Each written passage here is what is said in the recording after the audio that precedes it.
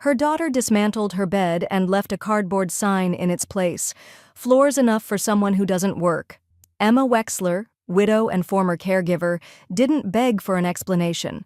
She'd just paid their rent, again, and come home to silence. By morning, she'd accept a job they didn't know she had and move out without leaving a note. She'd spent decades being their safety net.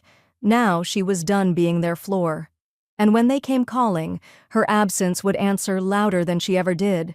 "We're about to begin, but if you'd like, share where you're joining from. It reminds me this story doesn't echo into silence, it lands somewhere real. Drop it in the comments and don't forget to subscribe." The key turned in the lock, but there was no welcome, just a cold silence inside. Emma nudged the front door open with her shoulder, a brown paper grocery bag tucked against her hip. The quiet hit her first. Not the comforting hush of a house at rest, but the kind that followed arguments or unfinished confessions. The kind that listened back. No voices, no footsteps, no faint thrum of television upstairs. Just her own breath and the rustle of her keys against the worn strap of her purse. She set the bag down on the kitchen counter and listened. Nothing. Not even the usual chaos of her sons, Dylan and Max, clattering through cupboards or arguing over who drank the last of the juice. No half-laughed excuse from her daughter Grace about why the dishes still weren't done. Just silence. She called out, once, just their names, not loud, testing the air. Still, no answer. She walked slowly down the hallway, her shoes clicking against the floorboards that had needed refinishing for years. Her coat brushed against the framed photos on the wall, smiling children in Halloween costumes, beach vacations from a decade ago, a younger version of herself holding birthday cakes with candles, always just one wish too short. At her bedroom door, she paused. The light was off. She pushed it open, then froze. Her bed, gone. Or rather, dismantled. The mattress was propped on its side against the wall. The frame lay in a tangle of wood and screws, pieces deliberately unscrewed and dropped in a pile beside her nightstand. Sheets twisted and discarded. Her pillow, crumpled like it had been stepped on. And in the middle of the hardwood floor, a cardboard sign, its edges curling inward from moisture or carelessness. Block letters, thick, black ink. "Floor's enough for someone who doesn't work." Emma blinked. Once. Twice. The words didn't change. The room stayed still. Her hands dropped to her sides, fingers trembling against the fabric of her coat. She looked around, not for answers exactly, but for reason. A prank?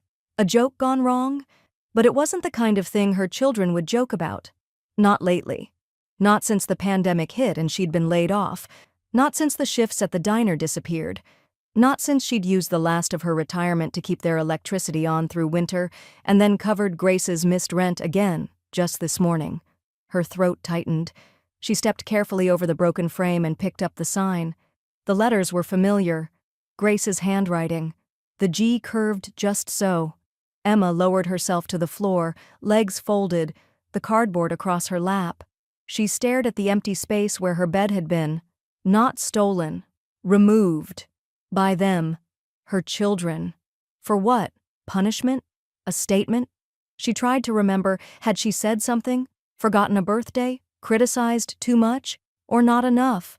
Or maybe this was about the groceries, the rent, the slow drain of love turning into obligation. A clock ticked somewhere behind her. The sound suddenly too loud. She looked around her room, the one place that had always been hers, and it felt foreign now. Like a shell. Like someone else had moved in and erased her name from the walls.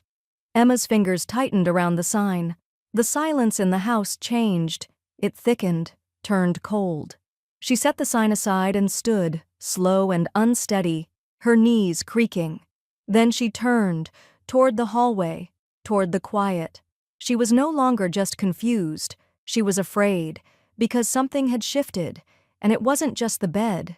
She walked slowly, deliberately, her fingers grazing the wall as she moved down the hall, passing her children's doors, closed, every one of them. And behind one of them, she was sure now, someone was awake. Someone had watched her come home. Someone was waiting. I stood frozen, reading the sign, not knowing if it was a joke or a cruel reminder of how far I had fallen. Emma sat on the bare floor, the cardboard sign curled in her lap like a verdict. Her back ached from the cold wood, her coat still clinging to her shoulders. She hadn't even taken off her shoes. She stared across the room at the place her bed had been, now just an echo of comfort. Her hands were trembling, not from shock, but from restraint. Rage stirred behind her ribs, unfamiliar and hot. But grief dulled its edge. She pulled her phone from her coat pocket. Her thumb hesitated, then tapped Sarah's name. Rang once, twice. Voicemail. She didn't leave one. Ethan next. Voicemail again. She tapped out a text to them both. "Please call me. I need to understand." It felt too small, too clean. But she hit send. The room stayed quiet. She pressed her back against the wall and let the phone rest on her thigh. The silence wasn't just absence anymore, it was rejection. Deliberate, designed. Her chest ached. They were her children, her babies once. Sarah had been the one with night terrors, Ethan the quiet one who used to fall asleep against her arm during movies. She had braided Sarah's hair every morning until middle school, driven Ethan to soccer in the pouring rain even after 12-hour shifts. Where had that gone? When had it changed? She traced the last few years in her mind like wounds, the unspoken resentment, the constant requests for money, the way every conversation had turned into a negotiation. She remembered Sarah's voice last week, flat, clipped, asking for help with rent again. "You said you'd take care of us." Like it was owed. Like Emma hadn't already given everything. The rent was paid, and this was the return. She stared at the message thread. No new responses, no bubbles, no sign of life. Her thumb hovered again, then typed, "I love you. Whatever this is, we can talk. Please. Send." Still nothing. Her heart pounded harder now. She stood and paced, the sign abandoned on the floor. Every creak of the boards under her feet echoed. She felt it rising. The realization, thick and sour. They weren't coming. Not to help. Not to explain, not even to argue. They had made a statement. Floor's enough for someone who doesn't work. She clenched her jaw, fists curling at her sides. The bed wasn't just a symbol of rest. It had been her last, small comfort. They knew what they were doing. The silence swelled again, too big for the walls to contain. Emma moved to the kitchen, needing motion. She opened a cupboard. Empty. Another. Half a box of cereal. No milk. The fridge hummed quietly, offering little more. She realized then how much she'd been carrying, paying bills, buying groceries, smoothing over their disappointments, saying yes, yes, yes when she meant I can't anymore. And now this. The screen of her phone lit up. A text. Sarah. Emma grabbed it, a small hope tugging, then froze. "You're a failure, Mom. It's your problem now." Her fingers slackened. The phone slipped from her hand and clattered to the floor. She didn't pick it up. She just stood there, staring at the cabinet, her reflection faint in the dark glass of the microwave. Lined, tired, too still. Not angry anymore. Not even surprised, just broken. And beginning, barely, faintly, to wonder what would happen if she stopped trying to fix what had already chosen to leave. "I couldn't remember the last time I felt like a mother to them instead of a servant." Emma sat at the edge of the kitchen chair, arms folded tightly across her chest, eyes fixed on the blank tile beneath the table. The text still echoed in her head, each word a slap she hadn't seen coming. "You're a failure, Mom." It was easier, for now, not to look at her phone again, easier to stay in the quiet, even if it stung. She took a deep breath, pressed her fingertips against her temples. Her head throbbed. Not from exhaustion, but from the weight of everything she hadn't said for years. She had given them everything, every overtime hour, every late-night ride, every small dream she'd once tucked into her purse before work, vacations she didn't take, friends she stopped calling, joys she couldn't afford. And still they looked at her like she'd failed them. When had she stopped being their mother? When had she become this? She pushed up from the table, walked back to her room, still gutted, the mattress still leaning like an accusation. The sign lay half crumpled now, stepped on and forgotten. She bent to pick it up, then stopped. She didn't need to read it again. She tossed it into the trash. Her coat still hung by the door. She reached for it out of habit, digging into the inside pocket where she kept old receipts and expired coupons. Instead, her fingers brushed something smooth. The card. She'd forgotten she'd tucked it there. The one from Lisa at the community center. "Call me," it said. "There might be something opening up soon. You'd be perfect." Emma held the card like it might vanish, her breath catching. She hadn't thought about that conversation in days. Not since everything at home had unraveled. She sat on the bed frame, card still in hand, and stared at the window. Pale sunlight flickered through the blinds. Outside, life moved on. Cars passing, birds chirping, neighbors walking dogs. No one looking in, no one seeing this house for what it was. She turned the card over.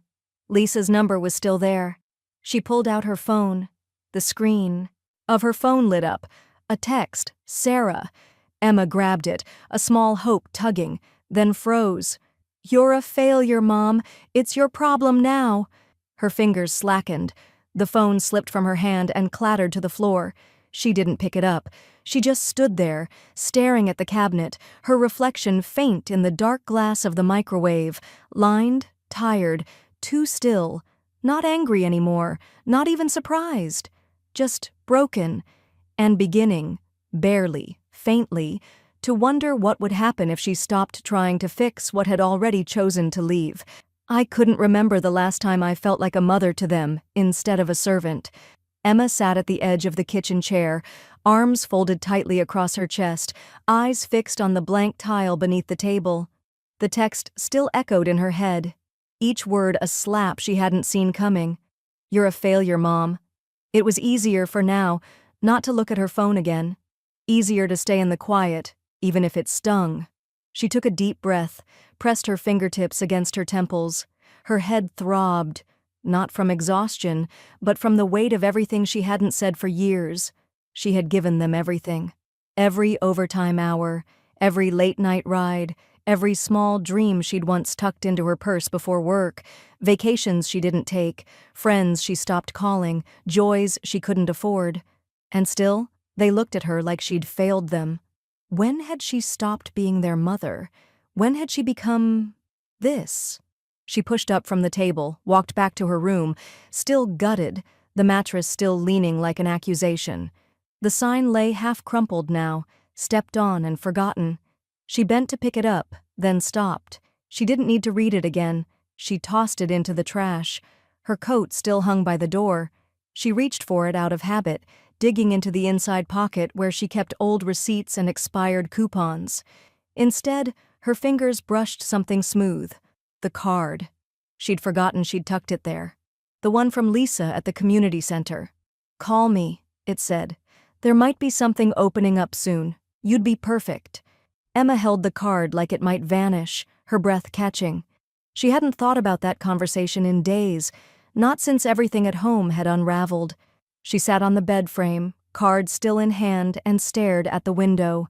Pale sunlight flickered through the blinds. Outside, life moved on. Cars passing, birds chirping, neighbors walking dogs. No one looking in, no one seeing this house for what it was. She turned the card over. Lisa's number was still there. She pulled out her phone. The screen lit up. 3 unread messages from Ethan. She didn't open them. She dialed. 2 rings.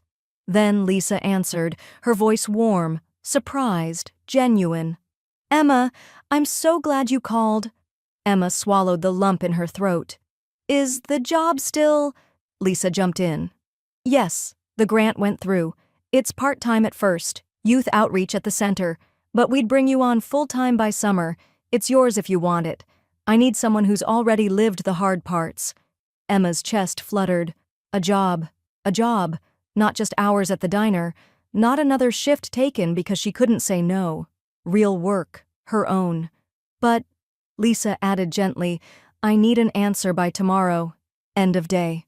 "Tomorrow." Emma nodded slowly, even though Lisa couldn't see it. "Okay, I'll call you back." She hung up and sat there. A job meant stability.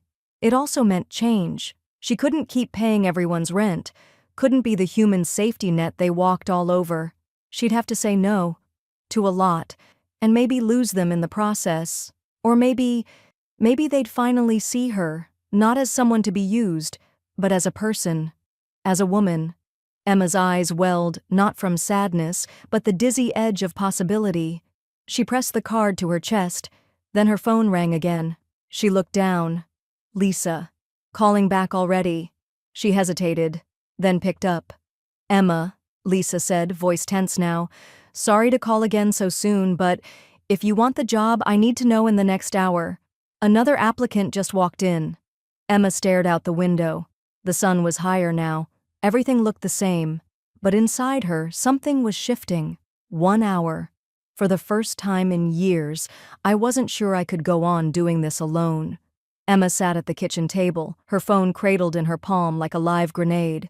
The minute hand on the wall clock ticked louder than it should have, eating into the hour Lisa had given her.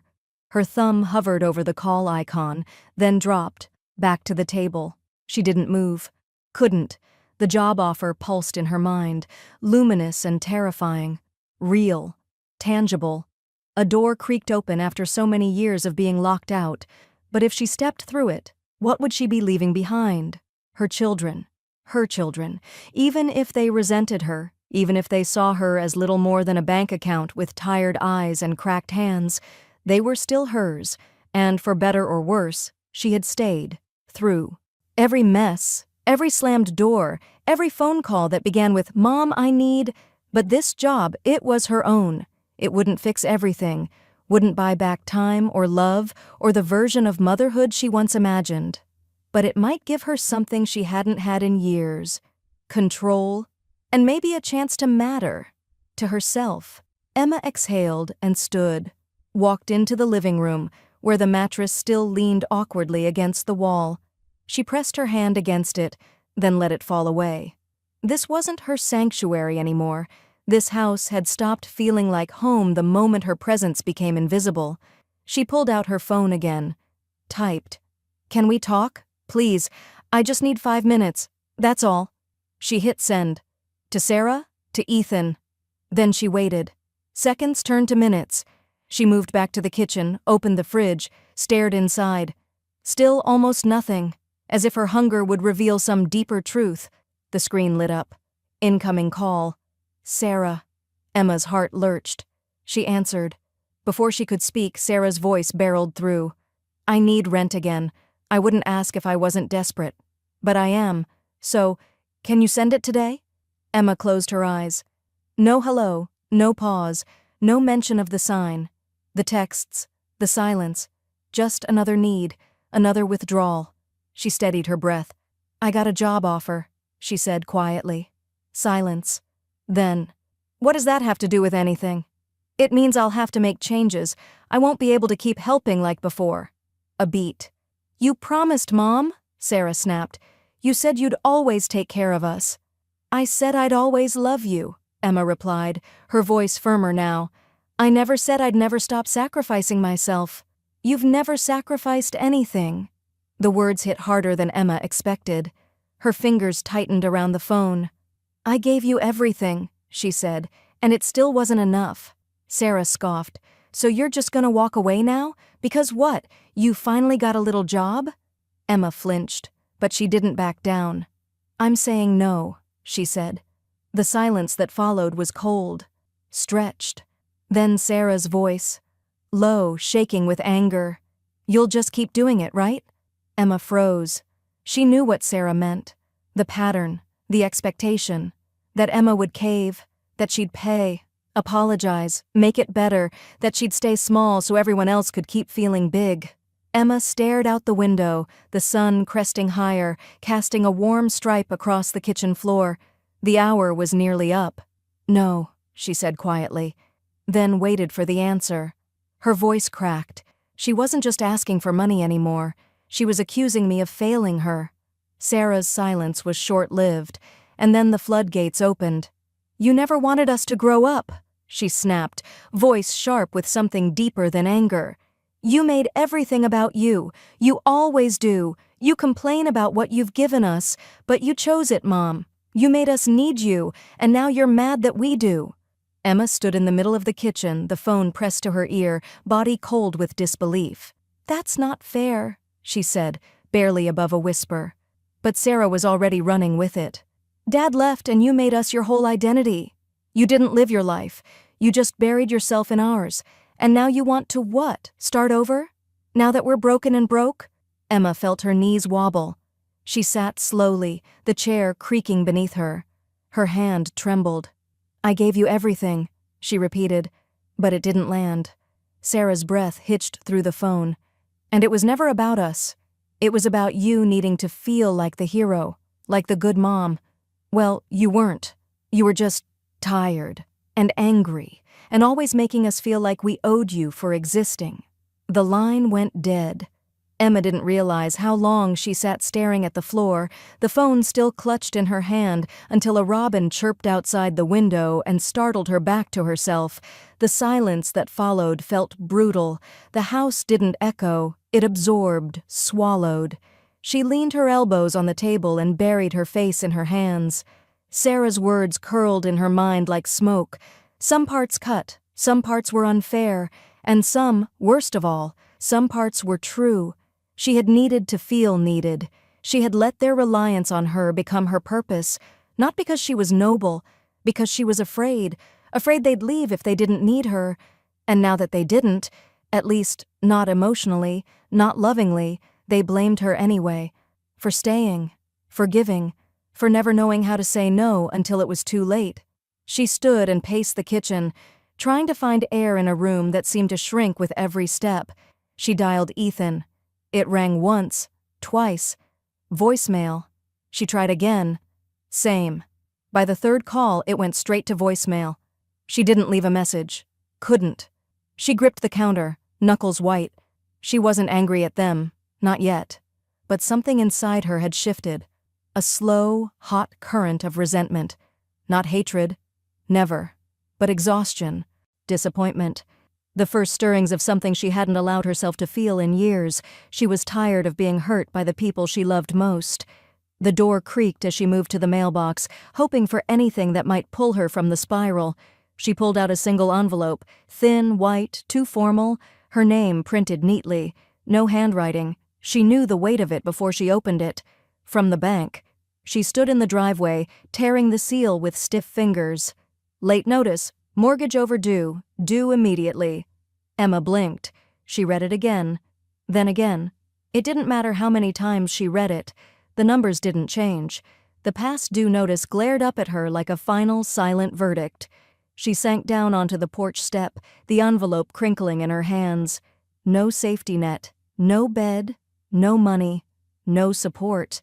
The one thing she had, a chance at stability, at independence, hung by a thread she'd nearly talked herself out of grabbing. Now the decision wasn't just emotional, it was survival. I stared at the letter in disbelief. How did I let it get this far? Emma sat on the porch step long after the wind had scattered the petals from her neighbor's hanging plant across the driveway.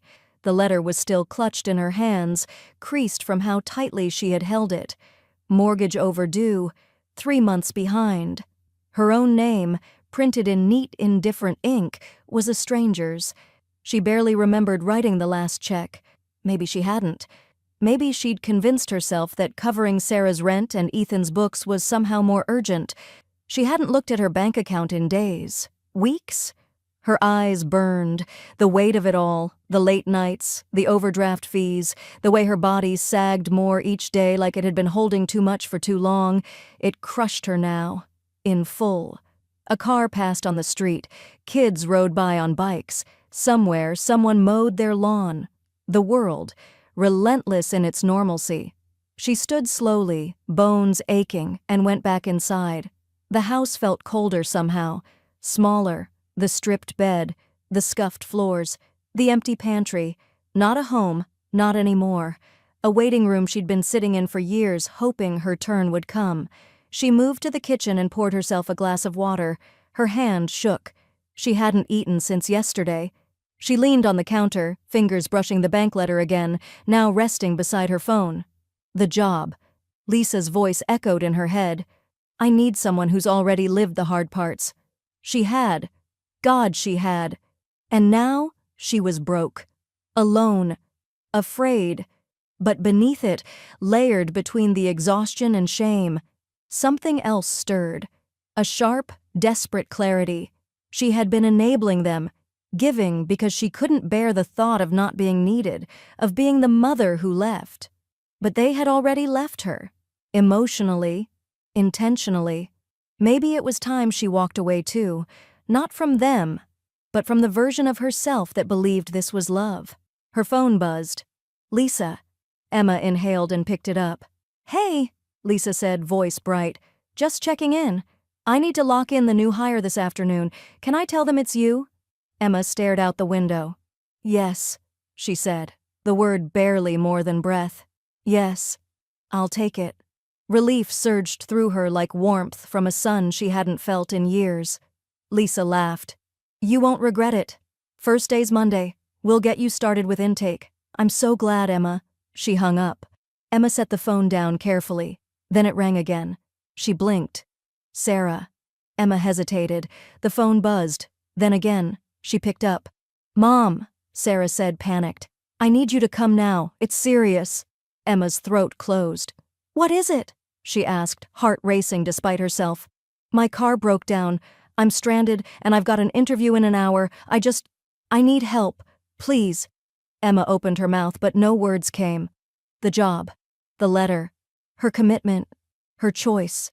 Sarah's voice cracked on the other end. "Please, Mom, I'm begging you." The word emergency was too familiar, and I knew deep down I would always show up for them. Emma was in the car before she realized she hadn't changed out of the sweatshirt she'd slept in.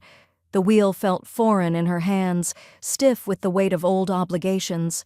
The engine hummed, the air stifling even with the windows cracked. Sarah's voice still rang in her ears. An interview, broken down car. Please, Mom. She told herself she wasn't doing this to be the hero. Not this time. She was just helping. Just showing up. Again. It was what mothers did, wasn't it?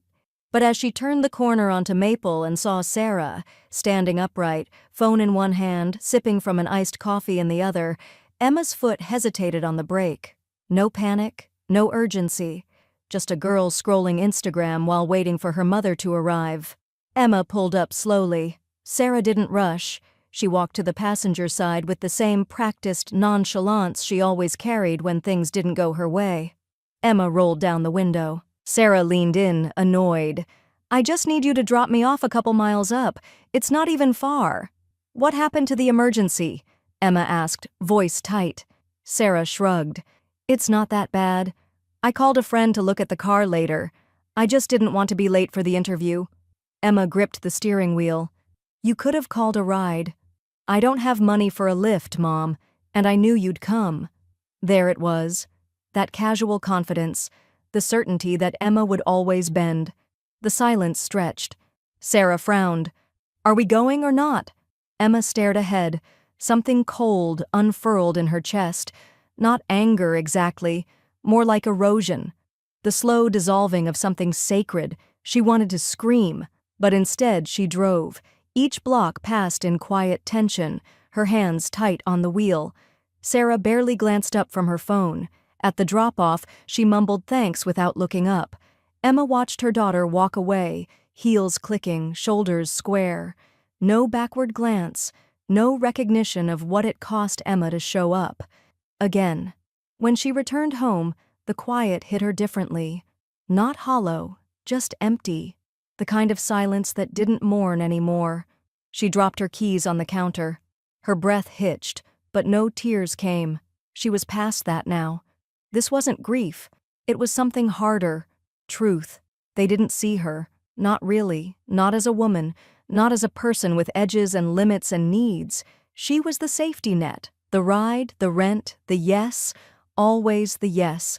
She poured herself a glass of water and sat at the kitchen table, staring at nothing. The job acceptance still fresh in her mind. It wasn't just a decision. It was a lifeline. Her phone buzzed. She didn't move to check it. Another buzz, then a third. Finally, she picked it up. One text. From Ethan. "I need you, Mom. Don't leave me too." Emma froze. The glass slipped from her fingers and hit the floor, not shattering, just tipping, spilling water like a small, silent offering. I sat in the silence, realizing I had been living their life, not mine. Emma sat at the table long after the water had soaked into the floorboards. The text from Ethan blinked on her screen, each word burrowing deeper than the last. "Don't leave me too." She read it twice more before standing, wiping her palms on her jeans. No anger, no panic, just resolve, quiet and sharp. She sent one message: "Be here in an hour, both of you."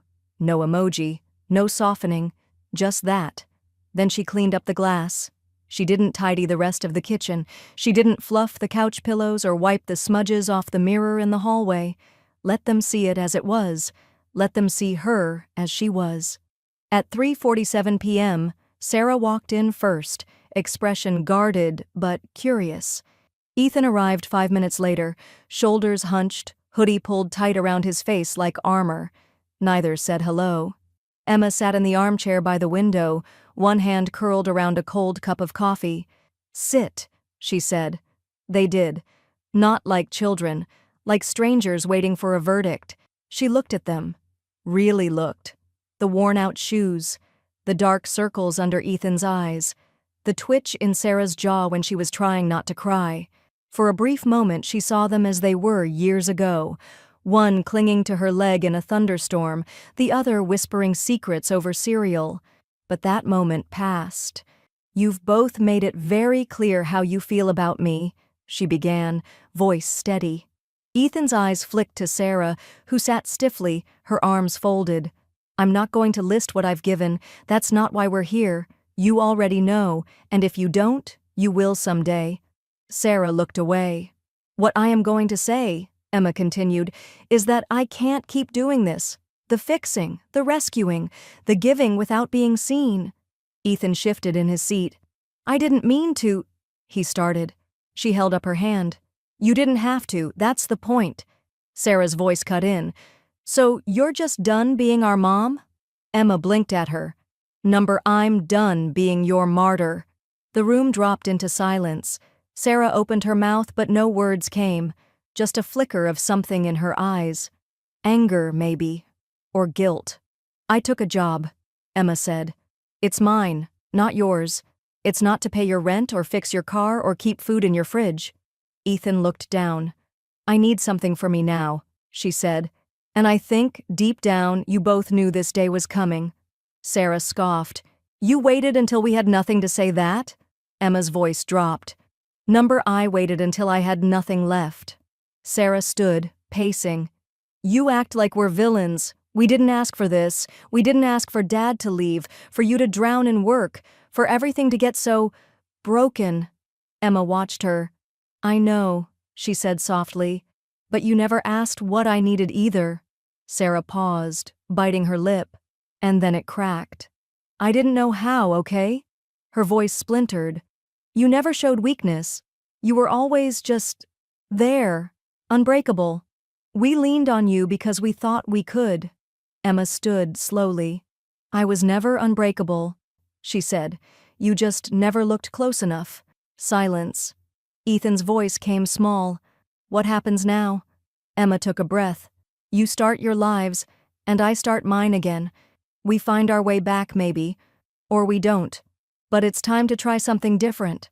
Sarah's shoulders slumped. Then she said it. Barely a whisper. "Maybe it's too late for us to fix this." This was it. Either I took control of my life or I'd lose everything. Emma sat in the quiet again, but it was different now. Not cold, not cruel, just still. The kids had left without slamming doors, but also without hugs. There'd been no resolution, just an understanding. A shift. She stood at the sink, rinsing a coffee mug, her hands working on autopilot. Her reflection in the window stared back, not haunted, not hardened, just tired. But tired could change. She'd called the clinic that morning, finally booked the therapy appointment she'd been meaning to make for months, years maybe. The receptionist was kind, gentle voice, no judgment. They squeezed her in same day. And now, just hours later, Emma sat in the therapist's office, hands clasped in her lap like she was holding something fragile. "I feel like if I leave them," she said, "I'll be abandoning them all over again." The therapist, a silver-haired woman with soft eyes and sharp focus, nodded. "Or maybe, for the first time, you're choosing not to abandon yourself." Emma blinked. "Children," the woman said, "are allowed to struggle, to learn, to fall and get up again. You've been catching them before they hit the ground for so long they never learned how to stand." Emma exhaled, her hands unclenched. She drove home without the radio on. The city passed by like a slideshow, familiar but not comforting. When she got in, the house was empty again. She placed her keys on the hook, picked up her phone, stared at the contact for Lisa. The job, the beginning. "This is it," she thought. "My turn." But guilt hovered just behind her ribs.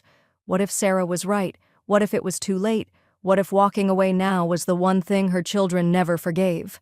She walked into the bedroom, sat on the edge of the stripped frame, and opened her phone again.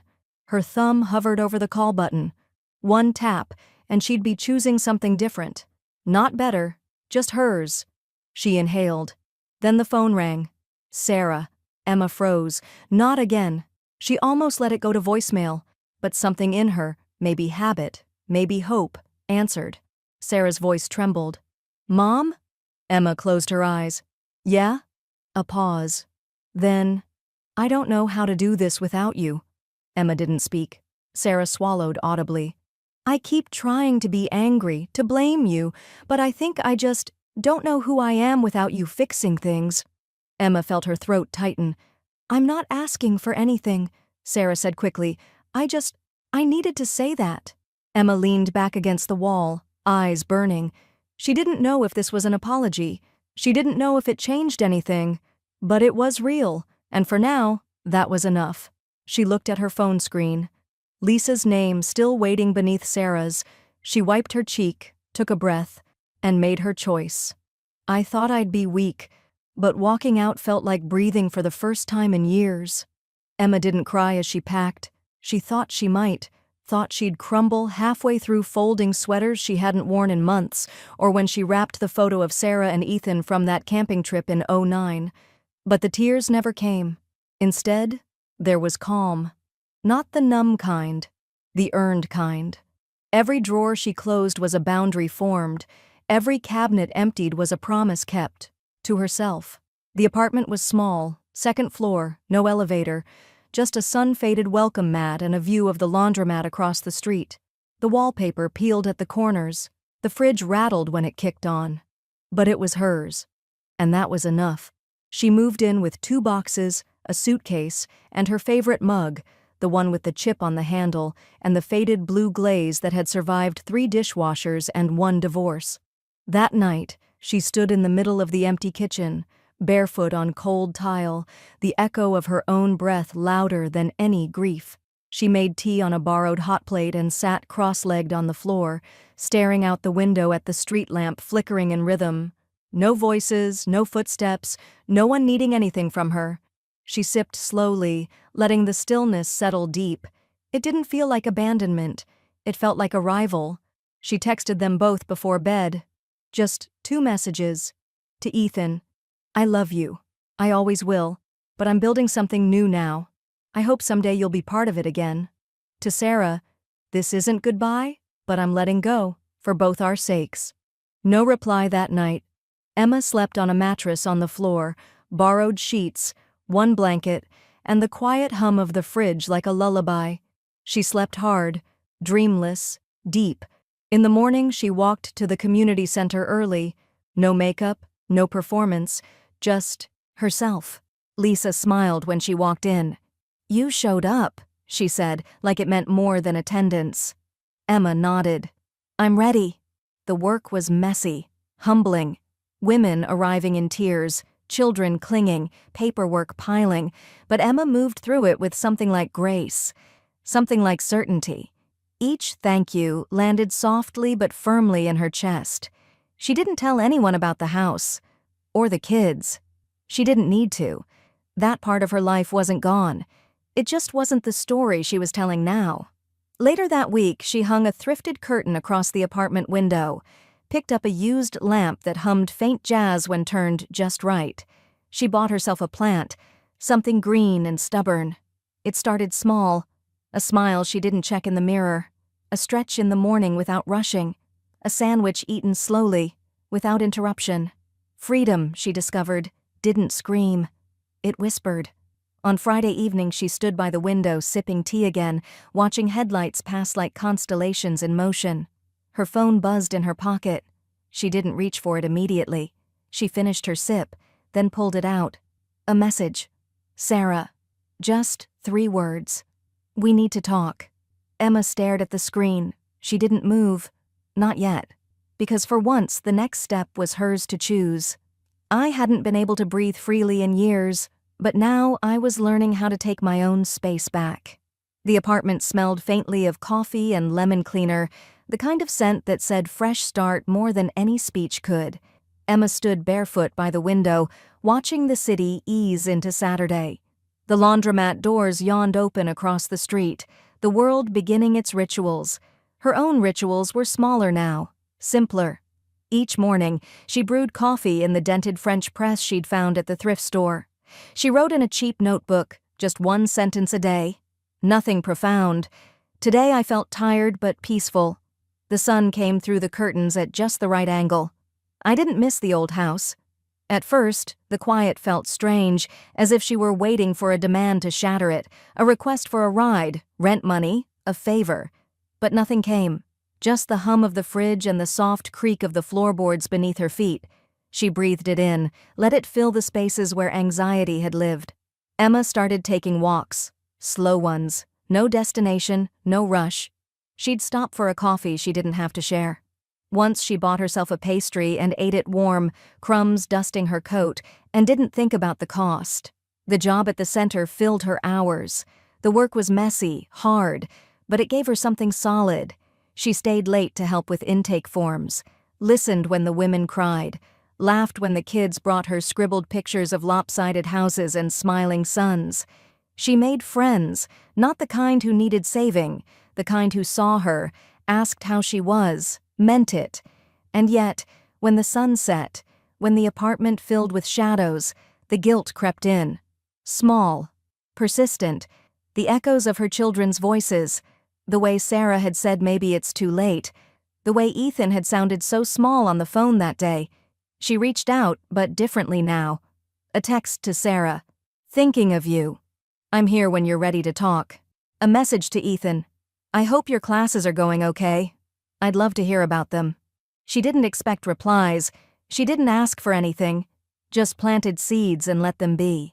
Some nights she sat at her small kitchen table, tea cooling between her hands, wondering if they'd ever understand why she left, why she had to. If they'd ever see that it wasn't about abandoning them, but about saving herself. She kept the boundaries firm. No offers of money, no rescues, just love, quietly given, without condition. The apartment became hers in small ways, a new rug found on clearance, a plant that stubbornly survived despite her forgetting to water it.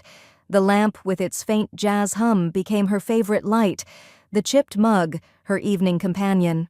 One Thursday, as rain pattered softly on the window, she sat writing in her notebook. Today, I felt strong. Her phone buzzed. She glanced at it, expecting a reminder or maybe Lisa checking on schedules, but it wasn't. It was Ethan.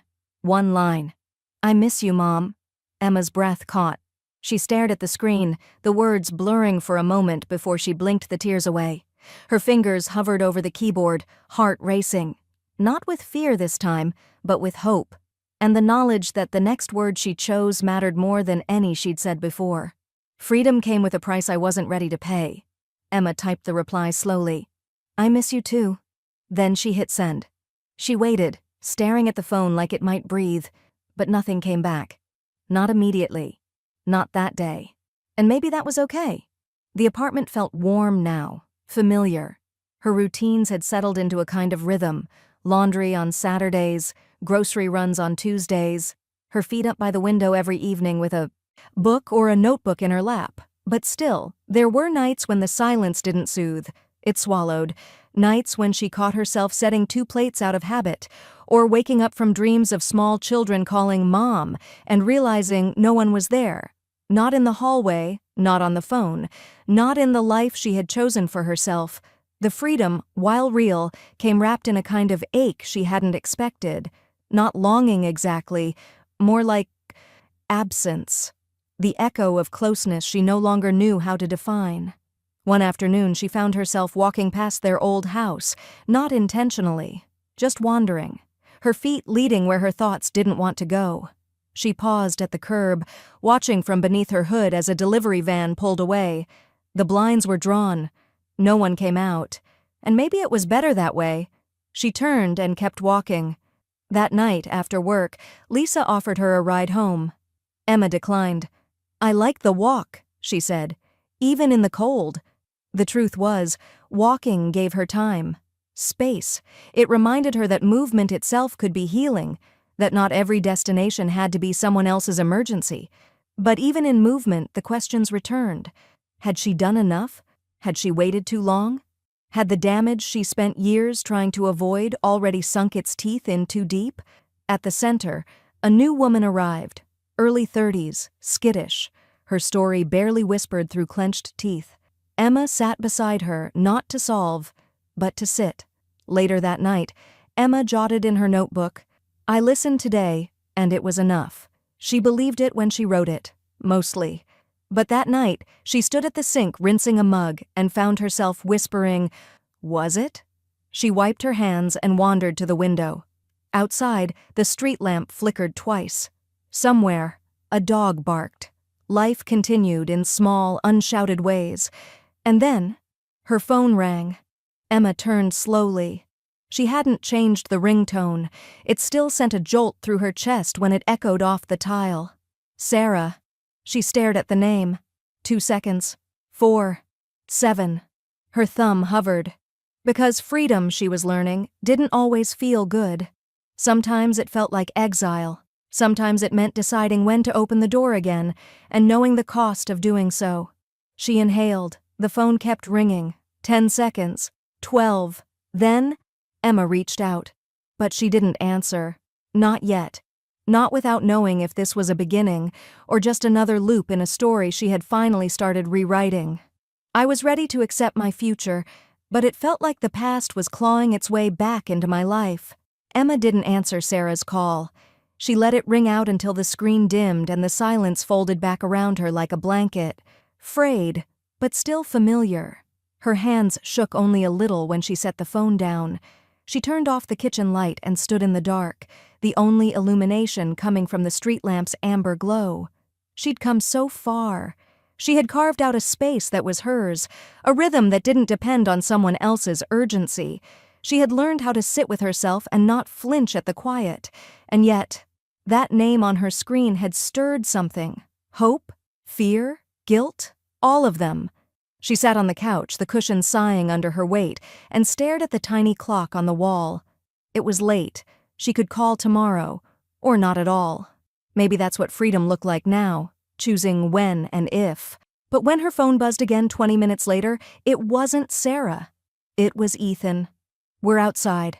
Emma's pulse quickened. She rose, barefoot, and walked to the window. There they were, 2 figures on the sidewalk. Sarah in a coat too thin for the weather, arms crossed like a shield.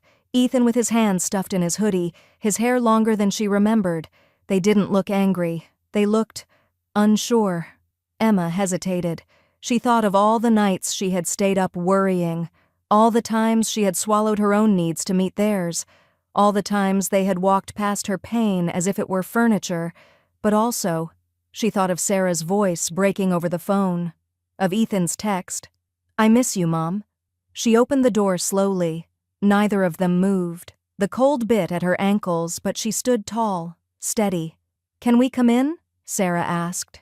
Emma didn't answer. She stepped aside. They entered quietly. No hugging, no tears. Just 3 people carrying more history than their silence could hold.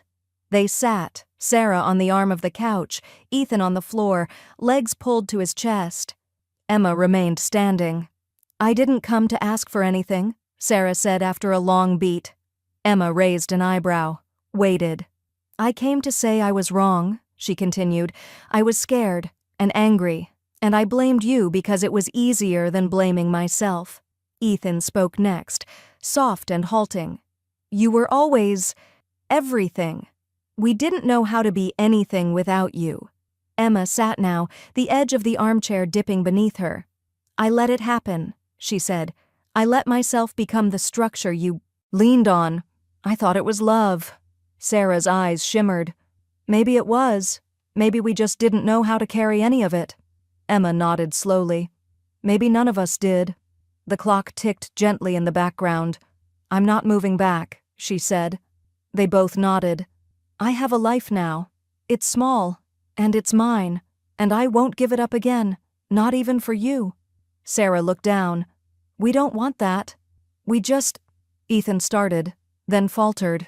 We want to know if you'll let us try again from wherever you are now. Emma's breath caught. This wasn't a plea, it wasn't a trap, it was maybe an opening. She looked at them, really looked, and for the first time in a long time, she didn't see burdens. She saw her children, changed, humbled, still hers. She rose slowly, moved to the kitchen, poured 3 glasses of water. No tea, no wine, just water. She set them down. A beginning. Her phone buzzed on the table again. She glanced at it. Unknown number. She picked it up. Sarah and Ethan watched her carefully.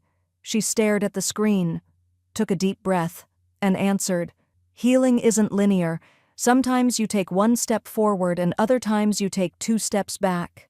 Emma kept the phone pressed to her ear for 3 seconds after the line had gone quiet. The voice on the other end was no one she knew. Wrong number. A lost connection. But the silence that followed somehow felt fitting, a soft ending to the night's heavier thread. When she turned back into the room, Sarah and Ethan were quiet, sipping from their glasses like visitors in a waiting room. The overhead light buzzed faintly. The walls of the apartment seemed to draw closer, not in threat, but in intimacy. Emma sat again, the chipped mug from earlier still warm in her hands. Sarah was the first to speak. I didn't know it could get this far, she said. The distance, the coldness. I thought you'd just always be there. Emma nodded slowly. I thought the same about both of you. Ethan's voice was rough. It felt like you left without warning. Emma looked at him. I left quietly because I'd already been disappearing in pieces. For years he didn't argue. He just looked away, as if the confession was too sharp to meet head-on. Sarah sat forward, elbows on knees. I was angry, but I think I was angrier at myself, for not stepping up, for not seeing it sooner. Emma exhaled. We all missed things. Silence settled again. Then, carefully, she spoke. I need boundaries now, not to punish, to survive. Sarah nodded. Okay. Emma's eyes didn't leave hers. That means no surprise visits? No emergencies that aren't really emergencies? No guilt? Ethan shifted. What about birthdays? Dinners? Emma smiled, a soft one. Those are welcome, if they come with respect. For a moment, it felt like the air in the room changed, less fragile, less full of ghosts. Sarah pulled her legs up onto the couch and wrapped her arms around her knees. I miss what we used to be. I don't, Emma said gently. Not all of it. Sarah's face tightened, but she nodded. Yeah, okay. Ethan looked up then. But maybe we can build something new. Emma didn't speak right away. She looked at their faces, older, wearier, more real than they'd been in years. Maybe, she said, if we're honest, if we stop pretending none of it happened. I'm scared, Ethan said, voice cracking. Me too, Emma admitted. Sarah reached out, fingers brushing the chipped edge of Emma's mug. You were never just our mom. We just didn't know how to love you beyond that. Emma blinked, the sting in her eyes sharp and immediate. She reached across the small table, placing her hand gently over Sarah's. Ethan stood suddenly, walked over, and without a word, he bent down and wrapped his arms around her shoulders, tight, certain. We'll try harder, Mom, he whispered into her hair. We promise. Emma closed her eyes and let herself believe it, just enough for now. I knew there would be bumps along the way, but for the first time, I felt like I could breathe freely. Emma lay in bed that night, the city hum fading into hush as the apartment settled around her. Her phone buzzed, a quiet text from Sarah. "Dinner Sunday?" She exhaled softly and typed back, "I'd like that." No guilt, no hesitation, just intention. Sunday evening arrived with the scent of roasted carrots and thyme. Emma stood in the doorway of her apartment, smoothing a simple dress she'd bought herself. There'd been no demands on her time all week. She'd kept her own calendar, and it felt good. She laughed quietly as she unlaced her sneakers and switched to flats before locking the door. At the shelter, she clocked out quietly, thanking Lisa on her way out. Lisa smiled, seeing the way Emma carried herself now, steady, purposeful. It was different from before, the gave everything Emma. This Emma paused, thought, and chose. The elevator ride felt suspended. She stepped out into the stairwell, took the steps 2 at a time. The sun beat through the high-ceilinged corridor as she walked to her new life. The doorbell rang, sharp, anticipatory. Emma peered through the peephole and saw Sarah wearing a fresh coat and nervous smile, and Ethan holding a bouquet of daisies that immediately softened Emma's chest. She opened the door. They stepped in with a quiet, mutual hesitation, arms empty, but presence full. Climbed the 2 steps into her sunny apartment. They paused by the entryway, as if not entirely sure it was theirs to enter. Then Emma guided them to the table. She had prepared simple salad, roasted chicken, fresh-baked bread. A mid-century lamp glowed on the buffet, the plant she'd nurtured now green and tall. It smelled like homecraft and quiet effort. They sat. Emily poured water, lifted glasses together. To beginnings. Conversation came slowly. Sarah talked about work projects and a new apartment search. Emma listened with openness, asking questions she'd never known to ask. Ethan shared a nervous grin about a semester presentation. Emma offered real encouragement. "I believe in you." They leaned in, shared laughter, no underlying tension. Between bites, Emma felt a soft flutter, connection, a narrow bridge rebuilding across the years of distance. At sunset, they moved to the balcony. The city skyline shimmered, amber and violet. No dramatic speeches, no tears, just things unsaid, presence enough. Emma looked at them, alive, near, not pleading. She realized that family didn't have to feel like chain-driven duty. It could be chosen, renewed, imperfectly alive. She sipped her wine. The wind teased her hair. "Thank you," she almost whispered. Sarah looked at her. "This means a lot, Mom." Emma's throat tightened, but her smile came steady and quiet. "Me too." Ethan stepped forward, handed Emma the daisies. "We wanted this to feel like a gift, not something you owed." Emma accepted them, pressing the petals to her collarbone. They glowed in the fading light. "No deadlines," Emma said. "Just us, choosing again. Together." Sarah's eyes shook with something hard-won. "Sounds good." Ethan nodded. They stood in the doorway, watching the sun sink fully. The city lights blinked awake. Emma felt the deepest kind of peace, not the kind of absence she'd fled, but the kind of belonging she'd built. Her phone buzzed in her pocket. Unknown number. She felt a flicker of hesitation. Then she slipped it away. Here now, no ghostly demands. She stepped into the living room where Sarah and Ethan lingered, voices soft with planning next Sunday's hike.